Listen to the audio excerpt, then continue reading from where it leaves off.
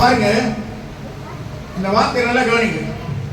இங்க வேதம் சொல்கிறது, இங்க தேவனுடைய வார்த்தை நம்ம பார்க்கும் போது அன்பான தேவஜனமே, இங்கே பார்க்கிறோம் எலிசா தன் வாழ்க்கையிலே ஒரு மகளை சந்திக்கிறார். அந்த மகளை சந்திக்கும் போது அந்த இடத்துல நம்ம பார்க்கும் போது அன்பான தேவஜனமே, ஒரு விசாரிப்பை தேவன் வச்சிருக்கிறார்.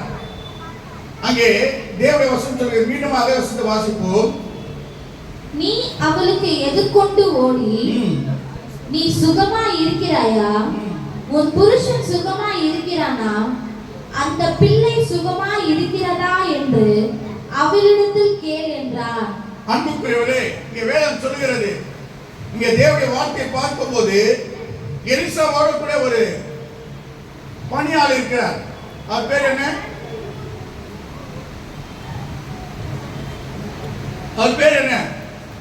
நான் எங்கேயா பைபிளை வாசிக்கிறதே கிடையாது, பைபிளை பார்க்கறதே கிடையாது.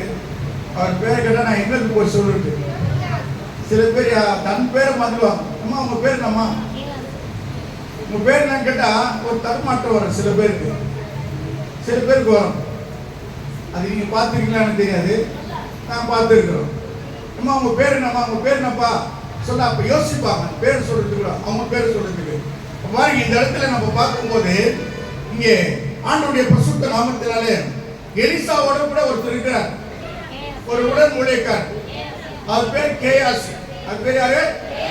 கேயாசி. அந்த கேயாசி இடத்துல விசாரிக்கிறார். ஒரு மகள் வராங்க, அந்த மகளுடைய வாழ்க்கை எப்படி இருக்குன்னு சொல்லி விசாரிக்கும் போது அந்த வசனம் சொல்கிறது 26, நீ அவளுக்கு எதிர்கொண்டு ஓடி, நீ சுகமா இருக்கிறாயா? உன் புருஷன் சுகமா இருக்கிறானா? அந்த பிள்ளை சுகமா இருக்கிறா என்று சொல்லி அவளிடத்திலே கேள் என்றான்.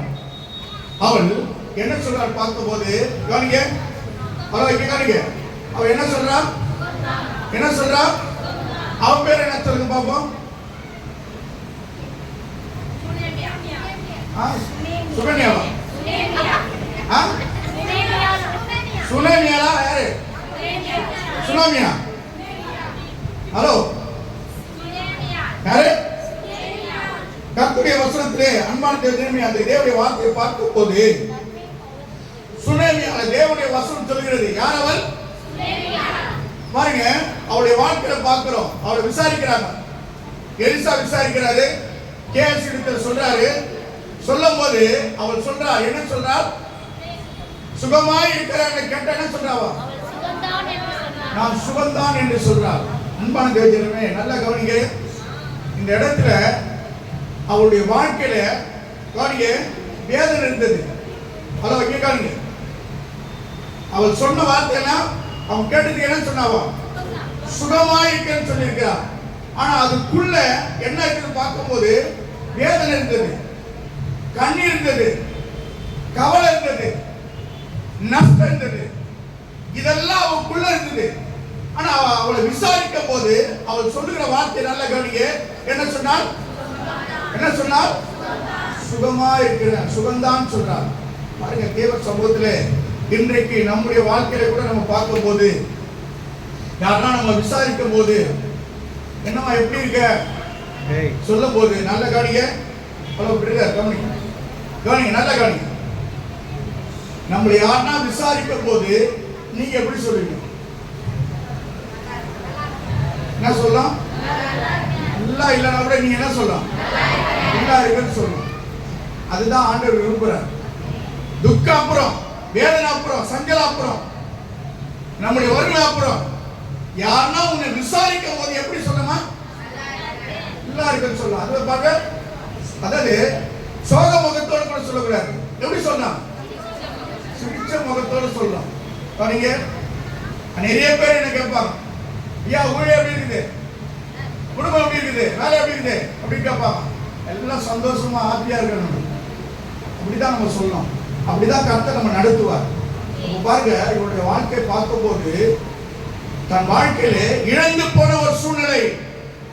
ஆனால் விசாரிக்கும் போது எப்படி சொல்றார்? ஹலோ, எப்படி சொன்னா?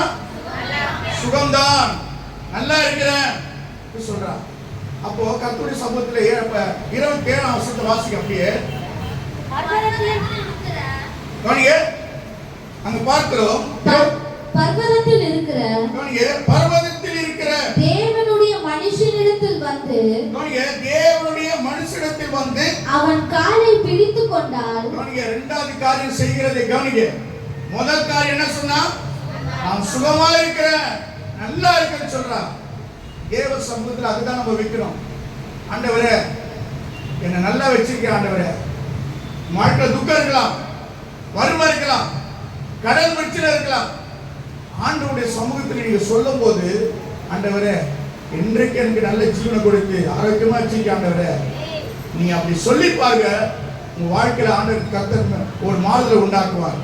ஏன்னா அடுத்த வருஷத்துக்கு 27 சொல்கிறது, வாசிப்போம். பர்வதத்தில் இருக்கிற தேவனுடைய மனுஷனிடத்தில் வந்து தேவனுடைய மனுஷனிடத்தில் வந்து அவன் காலை பிடித்து கொண்டால்.